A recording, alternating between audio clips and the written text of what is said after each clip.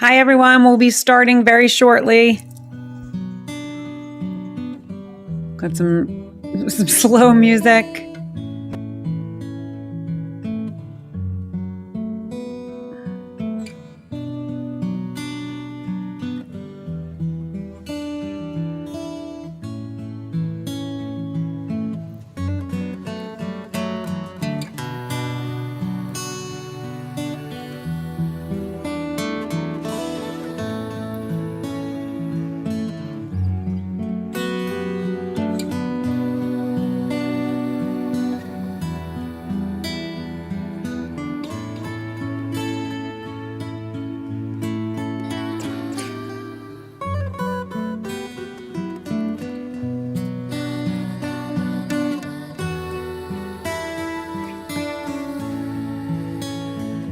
Hello, everyone.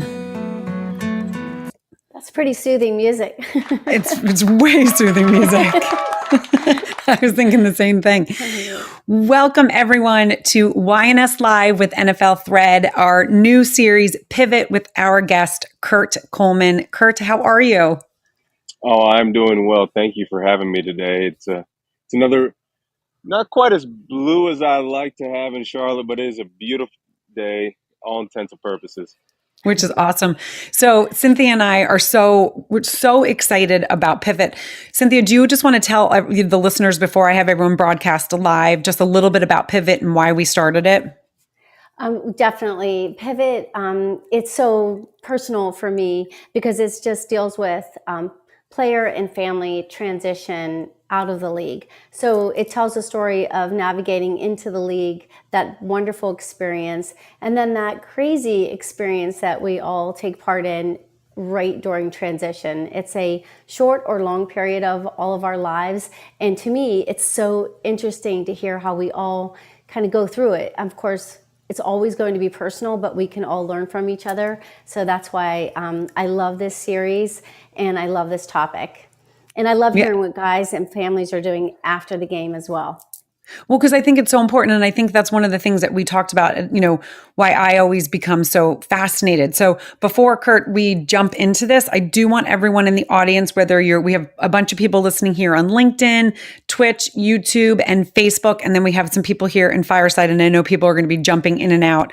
Thank you, Dave. And so if you guys can all click the little two lines at the bottom left, and you'll see where it says broadcast to the world. You can send that to some of your friends and family so they can listen in, because this conversation is going to be really good. It's going to be so insightful, interesting, and there's so many connections, which I'm really excited for you guys to learn about. As I was learning about Kurt, I was like, wait, oh my gosh, I can't wait to talk about this. So first, I would love to tell you guys really quickly where, I know, Kurt, you started your season in Philadelphia.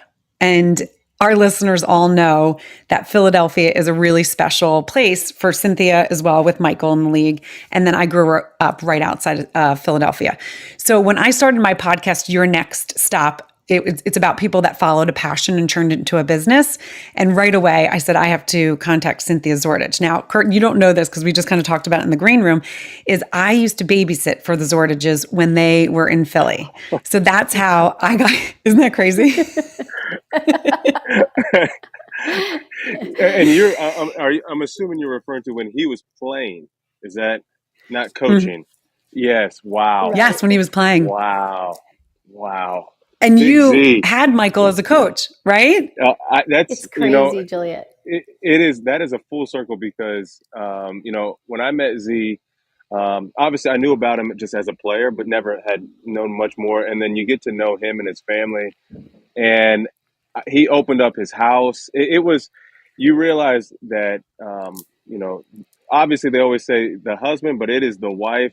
Cindy brought us all in. We were doing stuff with the Burt Bell. I mean, it was just amazing. And you just see how amazing the Zordich's family is. Big Z, that's my guy. That is my guy, but it's the family that I love. No, and it's so true. And I've said, so this is what's really cool. And then, we're going to dive into your story. But when I was 16 or 17 years old, my mom actually taught the Zordiches and the Toscani. So Tina and Jerry, who are Cynthia's sister. And it was really, really cool because we got to meet a lot of people because of my mom being a kindergarten teacher. And we were really good with kids. And, so my mom would recommend us to everyone. So I remember when 16 and 17 years old, and this is when Cynthia had just, they really just moved and she started her career. So it was really cool for me to behind the scenes as a young girl watching her. And as you said, they're a very cool family, but also the love and the dedication and the support. Seeing that was really, really something that was inspiring to me when I started my family. I remember going back and thinking, okay, I remember Cynthia did this. She was so chill with this, but then she had rules with this. And, it was fun for me to think about those days. And then when I started the podcast, I was like, I need to know. And so then it was really cool for me to hear her story, where she was and as she entered Philly and how she got into the photography and all of that. And I then was connecting the dots for me, being like, oh my gosh, I remember you going into the dark room and being like, can you just take the kids and do this and go outside or go to the park? Yeah. And then coming home and seeing these pictures and being like, oh my gosh, you're so cool. You're so funny. You're so funny. Yeah. Well, for me with Kurt, it's so special because it's true, like going through Philly as a player's wife was interesting. And then all of a sudden you're a veteran wife. And I remember one of the players came over for, we were having a party and I thought he was probably one of your boyfriends, one of the babysitter's boyfriends. I'm like, oh, honey, come on in. She's going to be here any minute. She must be running late. And my husband's like, babe, that's our new safety. Matt's I was like, oh my God, I'm so sorry, honey, because it was younger. And then when Michael went back to coach with Coach Reed, that was exciting because that was my kids who were now in college. And Kurt's only 1 year older than my oldest. And oh, wow. I so love that. to embrace Kurt as a young man coming into the league. I mean, my husband was in the draft room when Kurt was drafted, and everybody in Ohio was texting him because, we're Ohio State territory. And it was really like immediately, this is somebody you wanted to kind of know and to bring under your wing and get to know the family. So, Kurt and Laura, you guys were babies when I met you. Babies. Mm-hmm. How old? Like 20? I entered as 21 years old, shortly after, turned 22. But yeah, very, very young when you talk about, coming into the NFL, into a major billion-dollar corporation that's run, you would think seamlessly. There's a lot of cracks in it, but it was very it's fast paced. But you're fortunate when you have the people in your lives, whether you knew them or didn't know them, they help guide you along, and they're there to help support you and care about you in a way that's not just in a monetary sense. And I'll say this, like from the get go, the Zordich's family, they brought me in, like literally into their home. When Z and I think, had known each other for a couple weeks, and I wasn't able to do any practices because I was still trying to graduate. And I was like, because I wanted to go to camp, I wanted to prove myself, and it's a cutthroat business, and I needed to know the plays. He spent the whole day with me at his house, and I reflect now, and I'm looking at it because, as a husband, as a dad, and it's like, he took away from his time with his own family to spend time with me. And right. I just appreciate that because that gave me the leg up that I needed to succeed. That got my foot in the door and I was able to do the rest. But I'm fortunate. Yeah. And Michael is, he is, Cynthia's, he's such a special man as well. He loves coaching, and we've talked about it, when we had Michael Vincent on, their older son, he was just on the episode and, talking about when his dad was there and Michael's dedicated and he also loves the sport. Like that's when you have someone that's dedicated to what they do, but then they deeply, truly are passionate about the sport. It's almost like this, this bigger, thing. So I would love to talk a little bit about when you started football, like kind of taking you back to your younger years. Where did you grow up, and how football was introduced to you? Yeah. So I grew up. I was one of nine kids. I was the youngest boy, and back in Dayton, Ohio. And it was one of those things where, football was a sport that you always played. And I think, again, I try to reflect while I'm still living in the present as a father, because kids nowadays have so much structure around it. And I remember we would just find whoever we could around the neighborhood, go find a green field, and sometimes the street, and we're just playing football and Right. throwing. And it's just, Right. it was just something that I just love to do.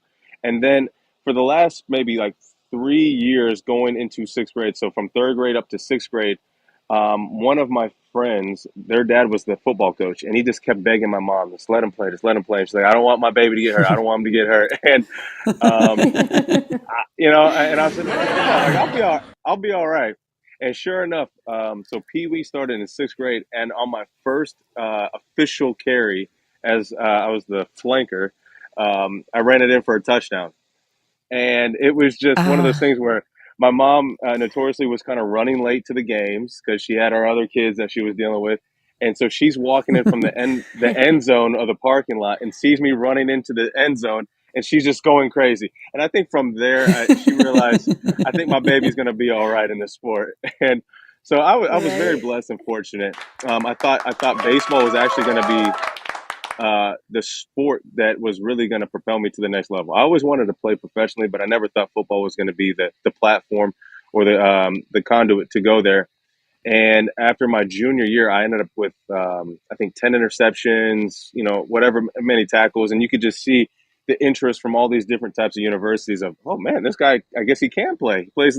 He does this. He plays corner. He does this. He plays wide receiver. So I was like, awesome. This is a whole new experience. And I really sat down with my family, and I think we said, I think football might be your sport. And I'm like, I got to give up baseball.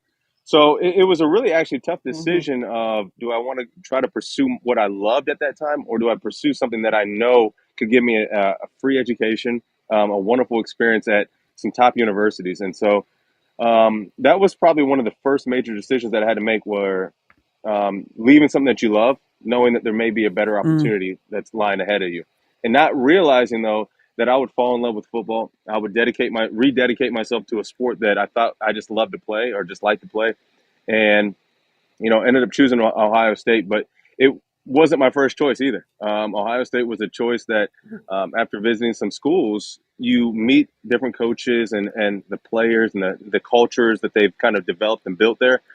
And I realized, Jim Tressel was a man that cared more about the person, what he was able to Mm. do outside of the game of football, what he would do once he had his degree, than he did.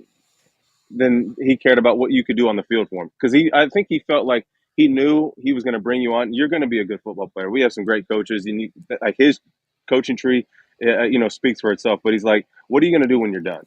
And that was what Hmm. resonated with me when I Mm. was making my decision. Because I will say this, and I try to tell a lot of the young guys that I speak with, football is going to end at some point. And when it does, what are you going to fall back on? Like, football can be a part of your life, but it can't be your whole life. And for me, like I said, I had a great family that kind of helped guide me, but also I had great mentors throughout my whole way.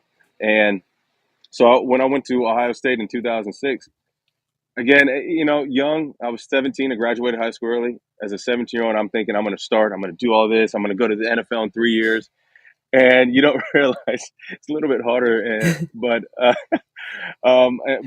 Again, that was kind of the first journey and the step, into the college realm. Yeah. And you know what I love? Because we've now had so many conversations with people. Our first pivot episode was with Joe Barksdale. And something that he said, which I thought was really interesting, was he didn't love football. He did it, and then because he was good at it, and he fell in love with being good at something. And I thought that was so profound. He's like, I actually thought sports were stupid. He wanted to be an engineer. And so, but he was good at this. So for you to isn't that funny? I was like, oh, that's such an interesting way to think about it. He's like, it was the first time adults were happy to see him. He wasn't a burden. And then he just fell in love with being good. And I played college sports. My kids are athletic. Like, I get that. That is something where I'm like, okay, I can really resonate that. And that's one of those things which I love, the coach at Ohio State, he understood how to see the whole person, and connect with the whole person. And that's what storytelling does. And that's why Cynthia and I love being able to share stories, because stories are what connects us, what helps us learn, what, really, someone can be listening to the story and they hear Ohio State or hear this and they're like, oh, now I have a different understanding of what, Kurt went through, or 9 kids. Oh, I was one of 9, so it's Yeah. really interesting to hear that. So when you had to make the decision go ahead, Cynthia. Oh, I just wanted to mention that Coach Tressel, the fact that I would think that he would love to know that that was a part of your decision, because Coach Tressel is here in Youngstown, and Hmm. of course he's the president of Youngstown State University, and that's his message, his mantra to all of the kids at YSU. It's like, what are you going to be after? And I just So think that special. that's so incredible to me, that you had that presence of mind as a high school athlete to think about that and to have that message come clear, when I think a lot of other players block that message out. They don't want to hear about life after anything. They just want to Right. play. They want to start. They want to Yeah. start all 4 years. You're right. So that's incredible. It says a lot about you as a person. You're an old soul, and you always have I, been.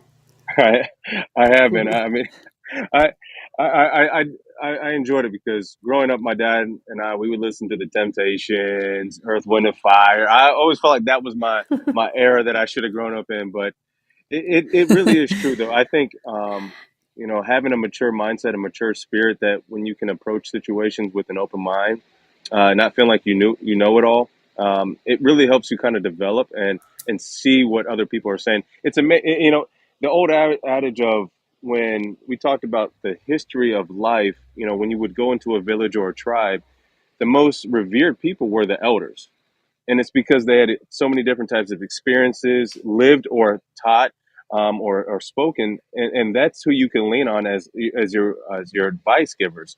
Whereas now it's, Mhm.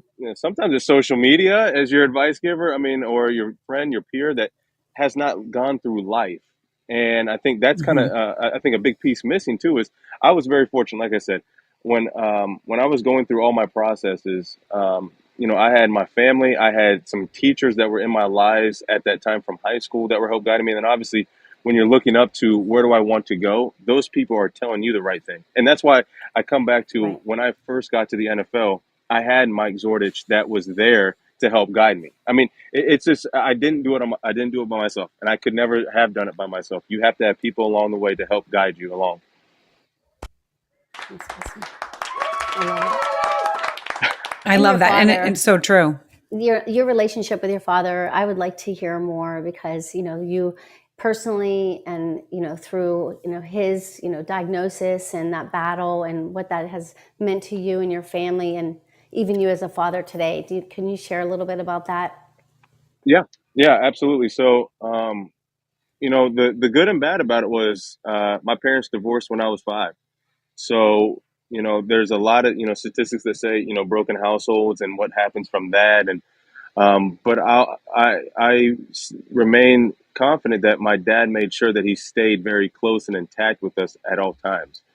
So even when, my mom moved to North Dayton, he made sure that he was at least 30 minutes away so that he could always come and see us and be a part of us. Obviously for the weekends, but just more or less any type of event that would come up, activity. So that was something that I always appreciated, was even though it may not have worked out as husband and wife, he was always remaining to be my father, my dad, and present, to show me things of how to detail a car, to mowing, and just the hard work and what it looks like to just serve others. He's still a teacher, right now. He's been teaching, I mean, my whole life. He's been a coach. He just retired 2 years ago from coaching. So, seeing him being able to serve. My mom works at the VA, or well, worked when I was that young. So I saw her serve veterans. So, like, being around giving your life in service of others was a way to actually, find out your true purpose and fulfillment. So that's kind of how I grew up. And then even to this day, I mean, my dad still remains a constant man in my life that I look up to, that I ask for guidance and wisdom. Um, when I actually graduated high school, early, 2 weeks into spring ball, I was faced with a devastating, an event where I had paralyzed one of my teammates. And, um, there were times where I was ready to walk away from the game of football because life. I didn't want to go through life knowing that was on my conscience. It was weighing on me heavily. And through my faith, through the guidance of my family and my coaches, have kind of that to let me know and reassure me that you know it was not my fault that it happened. I was a part of it, but how do you turn this tragic situation into something that we can actually make it a triumph? And so, my good friend now. He started a foundation, and now I've been a part of his foundation, and he's taken his situation, and we've been able to find out how can we service others. And so you have that, and then 6 months later, we're getting ready to prepare for the national championship game. One night, my dad calls me at about, I think it was like 9 or 10 o'clock at night, and he said, "Hey, I just want to let you know I have stage 2 breast cancer." And I'm laughing like, "Dad, that's funny. Like, I'm tired. I'm trying to get ready for a national championship game." He's like, "No, I'm serious." And I kind Wow. of sank into my seat, trying to digest what was actually being, told to me. Like, what does that mean? I mean, cancer it's a word that we all know, but we don't really know.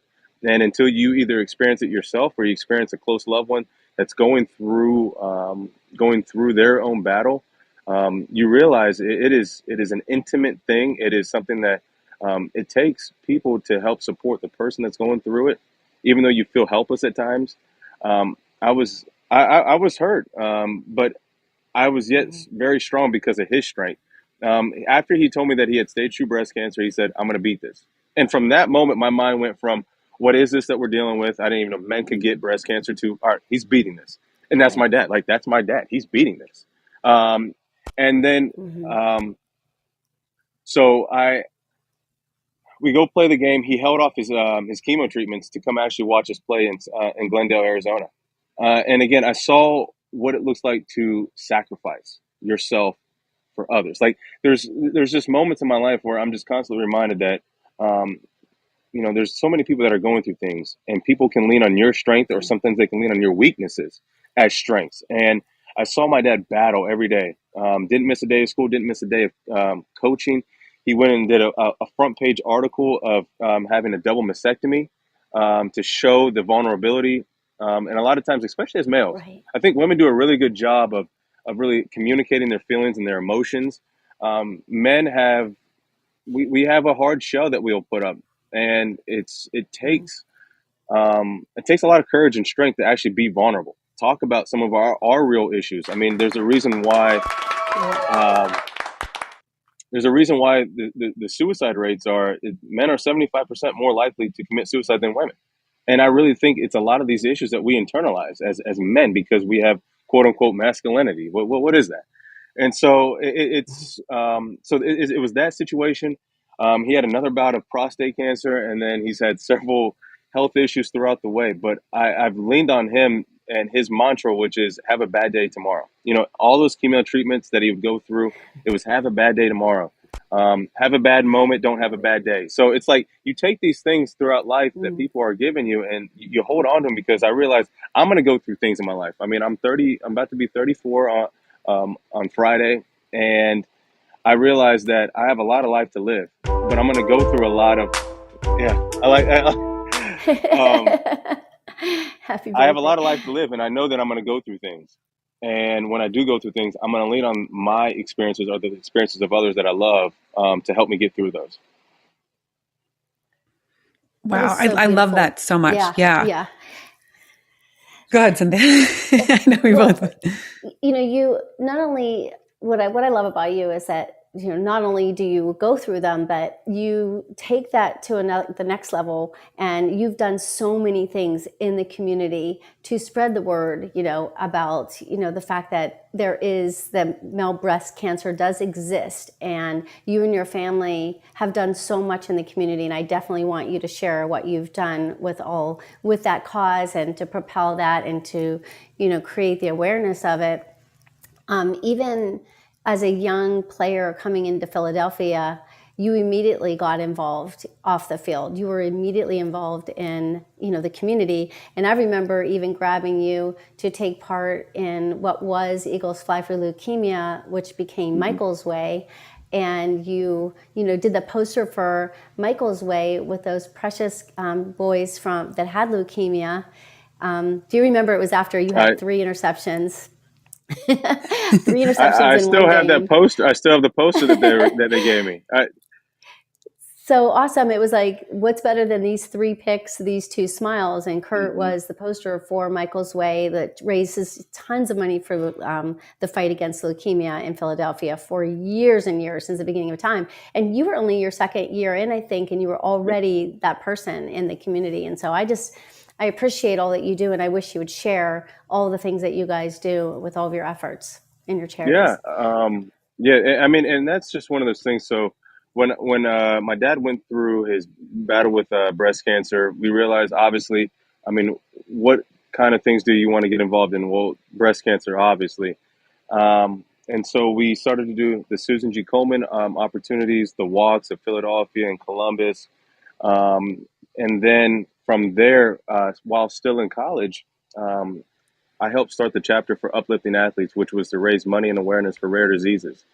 So that actually originated in Penn State, but it was a honestly, that was a great opportunity to really kind of dive into what else is there that I don't know about, that people are battling, that's really not talked about. And so we did something with the CMT, which is the Charcot-Marie tooth disease, which is basically muscular dystrophy. And we held it was cool. It was a gaming event, and this was before everything got crazy with how gaming in the esports world is. This was like the first where we were able to play different types of universities, and we would have contests, and it was wonderful. But the most wonderful thing was about, we had opportunities to expose my teammates to other people that were battling these diseases, expose them to opportunities where, what does it look like to give outside of yourself or do something outside of yourself? And that's what I really was enjoying at that time in college. And then once I went to the NFL, again, being a part of the Michael's Way, I'm still doing some things with Michael's Way down here in Charlotte. Love it. But really, my wife and I, and I give her a lot of kudos because I get really ambitious a lot of times, and she's there to help push me in those areas. She has a lot of things that she likes to do as far as how do we give to different types of organizations, nonprofits, or even just something that you don't even have to worry about giving, just spending time. And so that's the thing that I think her and I have really started to kind of show our children is, this is what life looks like. We are very blessed and fortunate to be able to have these things, but not everyone does.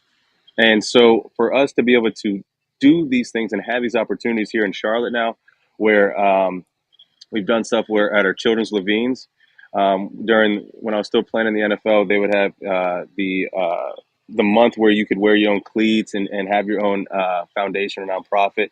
So we did a really cool thing, which I loved. I had my two oldest kids. We came and we had kids from all the pediatric cancer wings come down, and they would draw their superheroes. And superheroes could have ranged from it really could have been a superhero, like my favorite is Wolverine, but it could have been someone had drawn up their own made up superhero, which was for lungs because they were having lung issues. So they had a superhero made Mm. after the lungs. And so, and I put all of their superheroes on my cleats. And Oh my I God. really Oh, that's enjoyed so that moment cool. because um, you realize, and you're sitting down with these families and kids, and it's like, you guys are smiling, you guys are having a great day.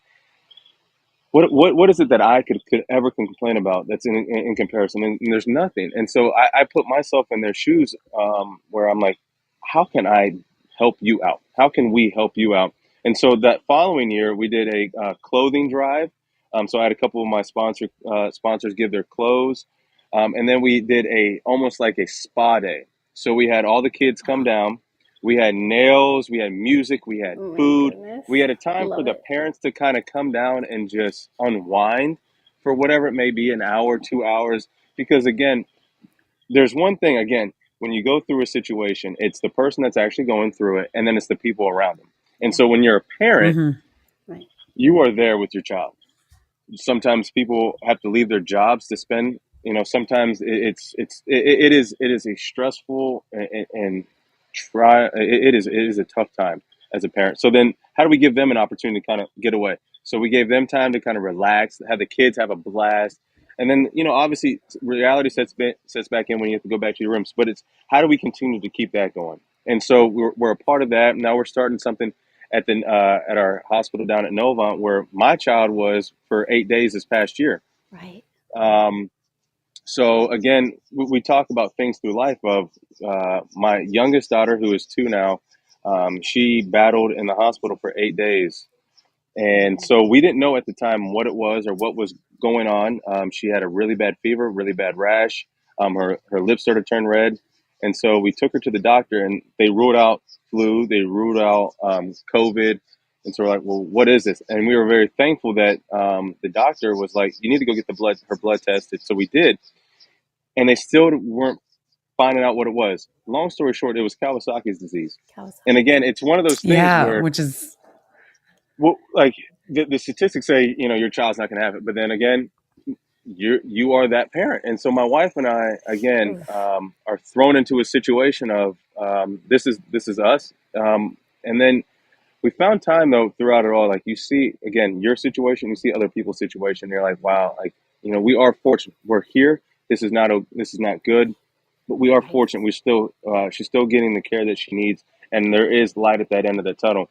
And so we are very thankful. It was a very tough and hard 8 days, but we had so many people around us, again, to support us. And so I look at it and how do we give ourselves now? So and that's why we're partnering up with Novant at the Hemby Children's Center here. And then again, still doing the breast cancer. So my wife and I, we've partnered with a local restaurant where we do every year in October, we call it Night Under the Stars. We have a local band, food, and we just raise off of live auction, silent auction, and we raise around $50,000 every year for that. Oh my Lord. And again, that's amazing. It's just one of those things where I'm very fortunate. Again, Charlotte has kind of brought us in. They've accepted us as one of their own, even though I think Charlotte's much more of a transplant city than it is an actual city now that people just grow up here. But I love it because it is a great city. It's a great city to raise your family, and so many people are willing to donate their time, money, or other resources to help out your causes. And that's why, honestly, like, I love Charlotte. It's just like Columbus to me, where people just rally behind people that they love and support.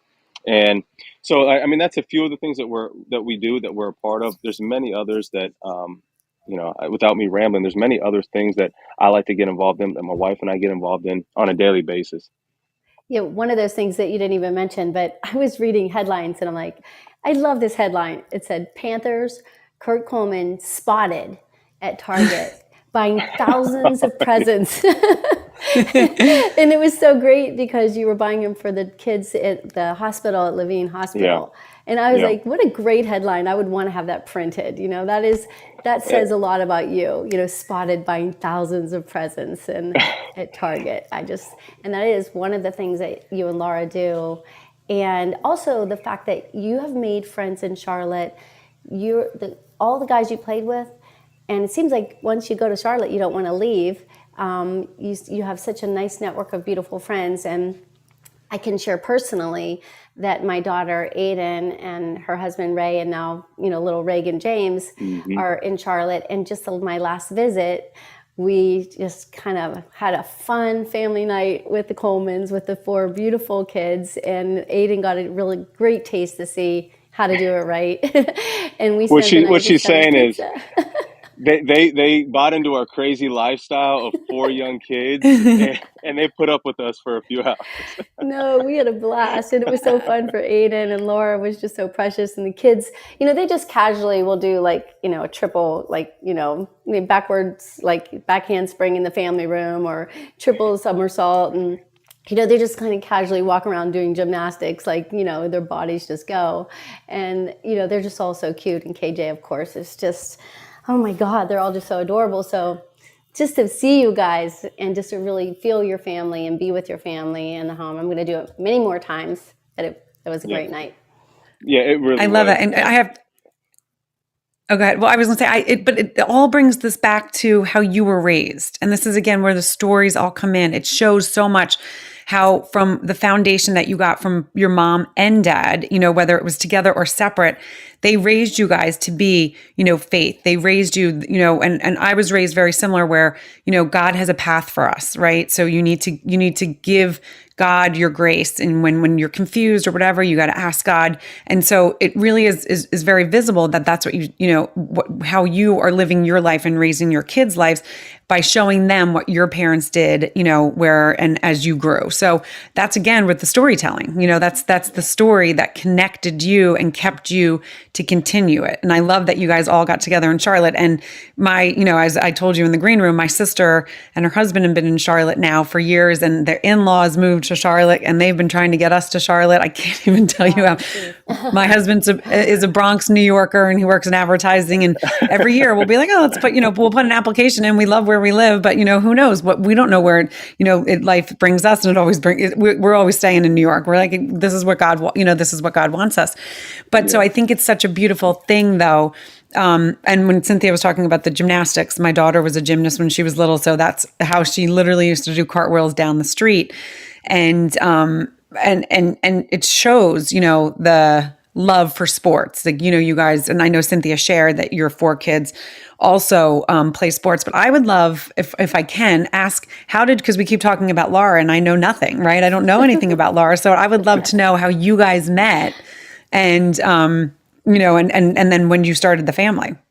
Yeah, this is like the story of it's like a Cinderella story where she is the princess at the time, and I'm just the. It's more actually Rapunzel, honestly, where I look at she's Rapunzel, and I'm like, lay down your hair type of thing.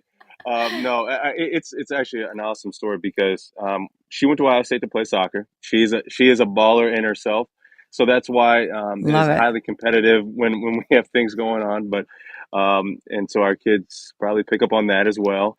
But it was one of the stories where we just knew each other in college. We were really good friends, had a lot of similar friends, and just that kind of was like the path all the way through college. I was a year ahead of her, and I always say, even though we're the same age, I'm a year smarter than you, technically. Um, and that's something that I would tell her myself. So that's nothing that she doesn't know about. But But She's then, so when I actually went to Philadelphia, I was drafted by Philadelphia. She's from the outskirts of Philadelphia, and she's like, "Well, hey, since you're from Philly, why don't we hang out and I'll come show you around?" I'm like, "Perfect." I don't know anything about this big city. I mean, I'm from Columbus, Ohio. This is much bigger than that. And then her and I come out, or she comes out and visits me, and she's like, "Well, to be honest with you, I live about 40 minutes away. Like, we never actually came down to the city." I'm like, she liked and you. yeah, but it was honestly from that moment on, I always said I knew that she was going to be someone in my life that I cared about much more than ever before. She was an angel that was brought to me. She honestly is the yin to my yang. Um, and there's Love obviously that. every story has its highs and its lows, its ups and its downs. But the one thing that has always remained fast is our love for each other and to support one another and be there for each other.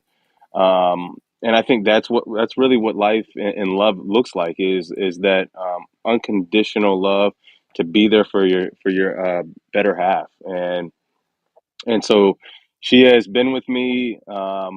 We had our first child my third year. I said my first child, our first child. My third year in the NFL. And then from every stop that I went to, whether it was from Philadelphia to Ohio, Ohio to Minnesota, Kansas City, back to Carolina, Ohio, like she's right there with us.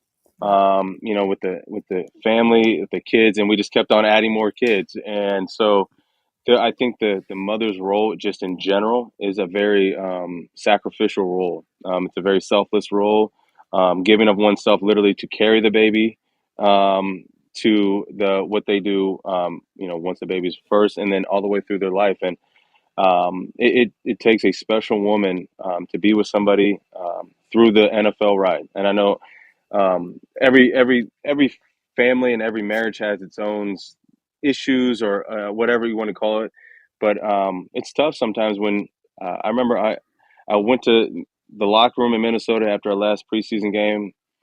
I come home early, the garage door opens, and she's looking at me like, "What? Why are you home so early?" And I'm like, I just got released. Essentially, I just got fired from my job. I don't know what I'm going to do. Oh, I don't know what we're going to do. She was pregnant with our second child. She was, I think, 4 months pregnant. So I'm like, I don't know what we're going to do.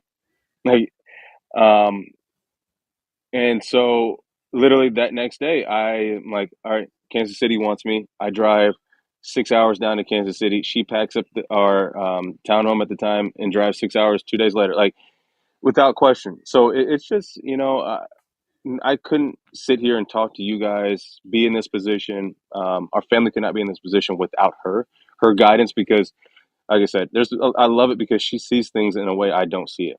I try to lead our family the best way, but sometimes she's like, are you sure like this is the right move? Or are you sure that this isn't like, and I'm like, you know what? I think you're right. And it works Mhm.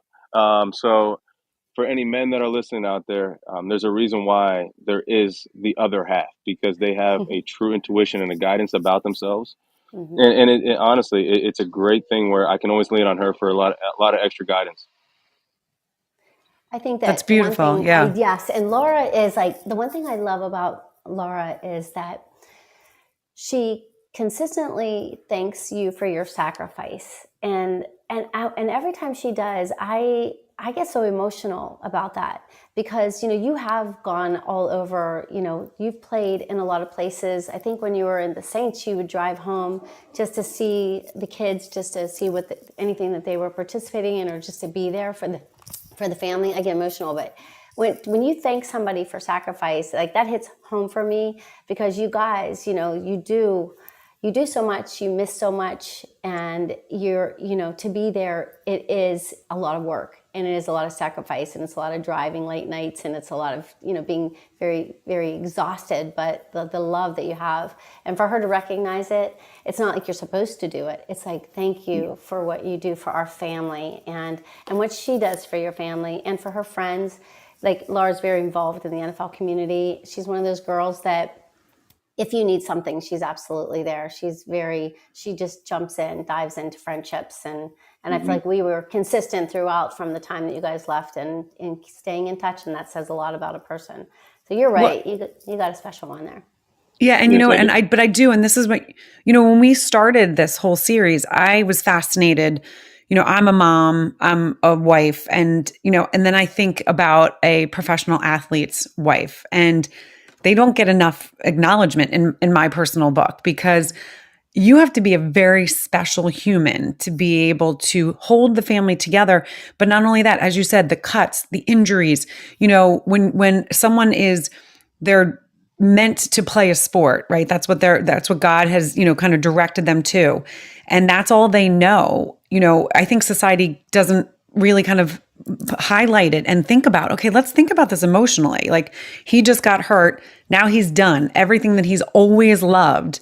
And, and now it's gone. Or this person just got, transferred. I know Cynthia and I have talked about this before, when my kids would be like, oh, this person got traded. And we'd be like, oh, this is exciting, because we're a big sports family. So we listen and, we watch. And after my first episode, after talking with Cynthia, I said, I'm never going to be like, oh, that's great. I'm going to think about the wife and the family behind and what that does, and think there's something more there. And that takes a special woman. It really does. And it takes a special man to understand, okay, this person is holding so much together, and it's hard for them too, right? I mean, it's hard for them to manage the expectations, the feelings, the vulnerability, like, so can you take us a little bit through that? I mean, I know you were in the league for 10 years, but on your, transitioning out, pivoting out of the league, how did that happen? Well, and you're absolutely right. There's a stress and a strain, I think, on both sides, when you talk about it, when you think about it. So just transitioning out, it was one of those things where my goal was always to get, if I could get 10 years, Lord, I'd be at peace. And so you get 10 years, and then you're like, well, maybe I still have one more in me or whatever. But you don't realize, again, after a certain time, I had to say to myself, am I doing it for me? Am I doing it for my family? What is this that I'm chasing now? So I really, actually, 2 years, and COVID actually kind of helped put a buffer. The year that I officially was done, it was during COVID, or the pandemic in 2020. So it gave me some time to really look at, maybe start to draw up some business plans, or what areas would really encourage me to go. I went to school to be a teacher, an educator. Like I said, from both my parents, just giving of oneself, and watching other people grow and succeed and find their success. That intrigued me. So I'd met with the head of the school where my kids go at Charlotte Latin, and this was a month before May, so or right before March. So this was in February, and him and I sat down, and we were talking about ideas and opportunities and what is it that you want to do. I'm like, I want to be a teacher, but if I teach just in one grade or one subject, I'm only going to see a certain amount of kids. Like, how do I reach the whole student body? And that's kind of where we left it. And so obviously the pandemic happened. And so I was like, oh man, well, guess that's not happening. So I started actually thinking about maybe real estate would be my thing. And then that following year, I started to do a little part-time work in the admission side, and I loved it. I was seeing, and assessing kids. I was touring the families, talking to them. Like, I was talking to them just like we were talking, like very candid, straightforward. Just, what do I like about the school? What are areas of improvement? I want to give you the honest opinion. Like, and so I did that. And at the end of the school year, my director of admissions, she was like, well, there's going to be this role, is this something of area of interest? Like, are you ready to, kind of walk away from the real football realm and do this? And I'm like, I think I'm ready. And I, again, sat down, talked to Laura, and her and I discussed, the pros, cons, and everything. And I think that transition it's a transition for all. It's not a transition for just the athlete. It's a transition for the family, because I go from literally in season type of life, out of season, like football. 6 months out of the year, I was in the off season. 6 months of the year, I'm in the in season. It's very predictable of your schedule. You know what to expect. And then when you go into kind of corporate world, it's a different experience. And so I'm around a lot more every day. I'm coming home at a certain time. And so I think that transition of us communicating, like, I always felt like I wanted to pick up the pieces that I never got to while I was playing and take things off her shoulders. But what I didn't realize, honestly, when we were going through it, was sometimes I was taking areas of what her role was and not giving her kind of her fulfillment of life and role, if that makes sense. So as a mother, as a wife, like, there's certain things that she wanted to do that I was like, well, I need to do this because I haven't been here for the last 2 years, essentially. Like, and not realizing, like, and it was both in good intentions. Like, I was trying to help out, but she was like, that's a part of what I love to do too. So it's that Right. constant communication of just finding out what are each other's new rhythms, new routines. How does it work? What does it look like? And I think it's still growing. I mean, now that this is 2 years fully outside of the game, and I'm still ambitious about other things and endeavors, and I know she's starting to get ambitious about certain. So it's like, I think the most important thing, though, is what I will come back to is that number one is we love each other unconditionally.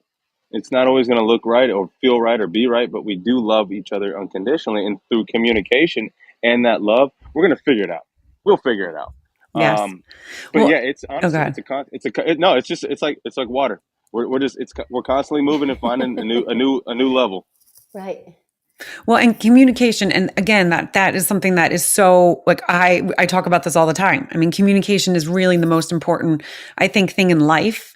You communicate. You have a feeling, you need to talk about it, because people, as we talked about earlier, you don't know how to express it. You stuff it. When we were talking about vulnerability, when you were, and the male, you need to communicate things. And I love that you guys are like, okay, this is different, so we need to keep it open. I mean, I know, during COVID, so many of my friends, their husbands, and they would fight more than they ever have. I know my husband and I had more disagreements, and it was because, okay, we need to figure out this new normal, but let's do it where we respect, because we respect each other so much. Let's just figure out how it's going to work together. And then him going back to the office and being back in the city and not being here, it's been like, I'm like, oh wait, okay, I have to start cooking again. Okay, sorry kids, this is not my strong point, but here we are. And they're like, oh, we had dad for 2 years. And I'm like, I know. And you know what? We had dad for 2 years, right? We're so lucky that we had dad for 2 years. Yesterday I made chicken burgers, and they were raw inside because I haven't made chicken burgers in a long time. I'm like, we just need to all work together. And so I love that you and Laura did that. I love that you guys communicated that and said, okay, and that she was able to say to you, okay, no, I really love that. You need to find something else Yeah. that you can help and feel Yeah. fulfilled. But Right. this is what I love. And this is what, This is what I this is do. what I want. Right. Yeah. I mean, it's Exactly. really important. I And I love think the that. transition that you left is such an interesting one. And Cynthia and I have talked about this so many times. Every player has a different story, even if you're leaving the league. So that's the thing that's the same, but everyone, and that fascinates me. Like, I love just kind of digging into that, because that's like, okay, it was time for you to go. There's players that it's not time. I mean, I know Cynthia and I, we've talked about, Michael, and he wasn't ready, and then Michael Vincent, how it was, he wasn't ready, but it was his time. So it's so interesting to kind of really think that. And that's what I want the audience really to stop and just think when people are leaving the league, or in any kind of sport or any kind of life transition, because we all have them, becoming a mom, when your kids leave, there's so many different things that you need to give yourself grace, and you need to explore it. You need to ask questions, you need to dig deep, but you don't just kind of have that feeling and then stick there. You just need to kind of, work through it and not stuff it, because that's when you stuff, it comes out somewhere else, and it's usually not good. Yep. Right. Absolutely. I agree, wholeheartedly with what you're saying, because I always, there's an analogy of, especially I think in the sports realm, and football is one of those things where it is truly a brotherhood. It's a locker room type atmosphere. There's nothing that's going to replicate that feeling. But Hmm. there's other things in your life that can be fulfilled and purposeful. And I think that's how I look at, like, if I try to do something that's going to fulfill that football void, it's never going to fill. And so then I'm always going to feel like it's inadequate. It's not enough. Hmm. But what I can say is, you know what? That was a good bucket that I just got to have. That was a nice bucket. So what else can Nice. I go and I do? love that. Beautiful. But that's sometimes I think some of the pitfalls that we as athletes fall into is that football is our only caveat, or whatever sport is, like, it's our only thing, and there's much more to a person than just one thing or one component. Well, I personally love that message, because, okay, so many times I feel like players and families disregard the bucket. They act like it Hmm. didn't happen. They're embarrassed that that it's over, so they act like it never happened, instead of celebrating it, instead of Yeah. acknowledging how wonderful that was for the family, for the player, for the fans, for the extended family.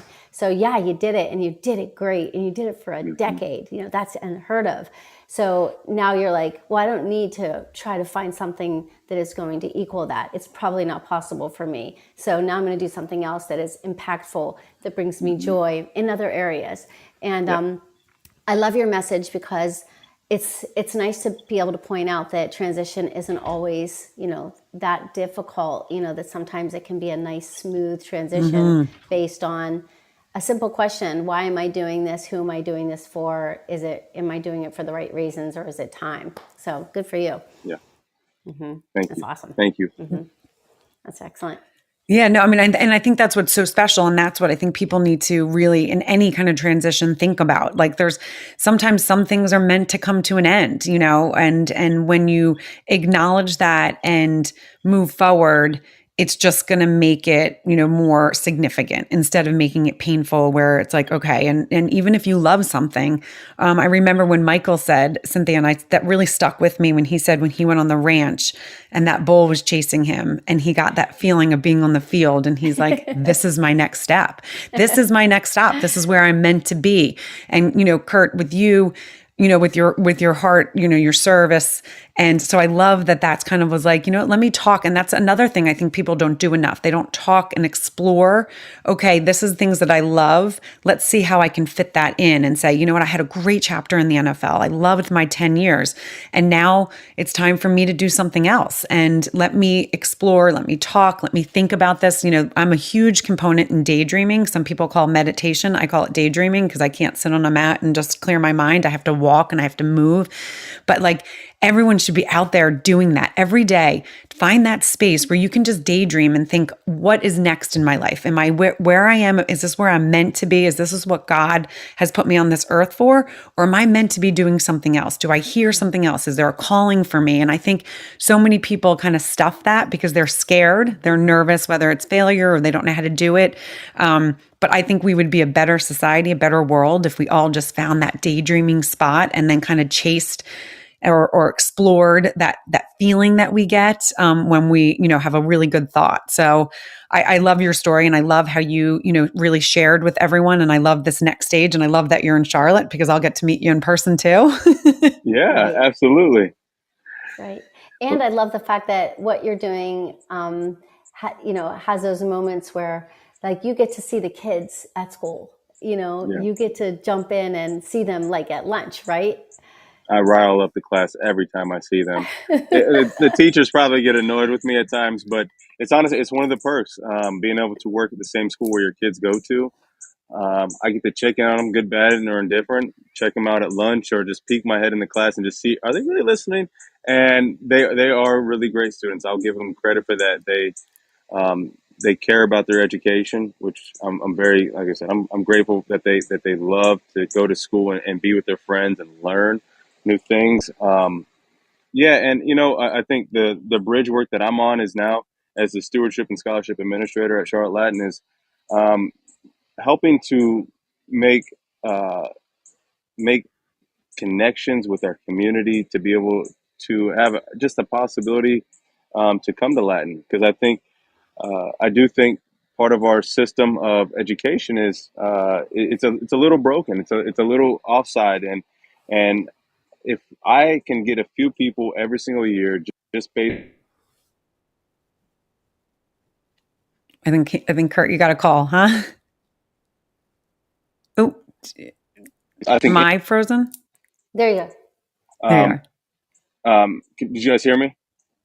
Just say that if you can have the opportunity to. Yeah, just the opportunity to sit down and meet with the families and talk with them. That this is a once in a while generational changing opportunity to go to an independent school and really talk about that bridge work of what that looks like. Because Charlotte is one of those communities where upward mobility is one of the worst it is, and so again, families that start off in poverty, they usually stay in poverty here in Charlotte. And so I want to help kind of change that opportunity that they have through Mm. their education and the avenues that can come from there. Fantastic. And that's where it starts. And so I love that you're doing that because you're not only serving the Charlotte Latin community, but you're serving, as you said, all of Charlotte. And you're really thinking about, and that's what has come across in this whole conversation. You're not just thinking about the small, you're thinking about the greater people you can help and support. So I absolutely love that. I mean, I think it's beautiful. So anything else that you guys want to add? I know if you guys please go follow Kurt, and this will be all in the show notes, so you guys will see this.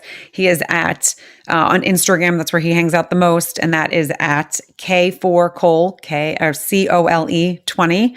And again, this will be going out. You guys can get this in the show notes as well. But Kurt, thank you so much for joining YNS Live with NFL Thread Pivot. I know when Cynthia said you were coming on, I said to the boys, and they said, "Oh, Mom, he's like." Tons of interception. He's like the real deal. I'm like, well, yes, I'm aware of that. Guys, thanks for acknowledging. They're like, oh, Mom, they still give me a hard time with my, tease me about the podcast. So who are you talking to now? And they're, oh, wow, So, and I just sent it to all my nephews, and they were like, oh my gosh, this is so cool. He's a Panther. So, I love all the connections, and, thank you. And, Cynthia, do you want to close out as we bring up the music? Yeah, actually, yes. Please also include any information about Charlotte Latin, because, I was on the site and it's really exciting, like how extensive, the Academy just brings in, kids from all over. So I want people to be more aware of what you're doing and anything that you're doing, because you're doing so much, even the Michael's Way golf tournament that's coming up, that you're involved in, or your events that you're doing. I think, is the Ohio State doing the cruise soon? Or we did it in February, and there'll be another one next February as well. yeah, information about that too. I mean, you do so much, but God bless, and love to Laura. Thank Love you. it. Thank you guys so much for having us on here. It has been a blessing to be able to just talk and really just be transparent. I think that's, like I said, vulnerability is a strength, not a weakness. And I hope that some of this message resonates with any of the listeners out there. But just to know that we're in this all together as a human race. And so, how can we lean on each other and help support one another? I think that's the main mission. I love it. Beautiful, Yeah, beautiful. absolutely. Thank you so much. Yes, and thank you anyone that is joined. I know we had a ton of people on LinkedIn and YouTube, Facebook, and Twitch, and anyone that has been here in the show. I know there's a bunch of people that have stayed: Dave, Mark, Gina, Elizabeth, Heidi, and there's been people in and out because I've seen people and I've been getting text messages. I can't stay, but can't wait to listen to the replay. So if you're listening to the replay, the thing that's important is someone needs to hear the story. You might be like, oh, that's a great story, I feel connected, but someone else actually might need to hear this story. Someone might be in Charlotte and they don't know what to do, or they, their child is in a school that's not supporting them and they need some more support. So reach out to Kurt, send this episode to 3 of your friends and have them send this out, to 3 of their friends, because storytelling is what it is all about. Stories connect us and make us better. And, again, thank you so much, Kurt, for joining YNS Live with NFL Thread Pivot, our new series. We will see you guys with some new, really great things. And, Cynthia and I always are bringing some great stories here.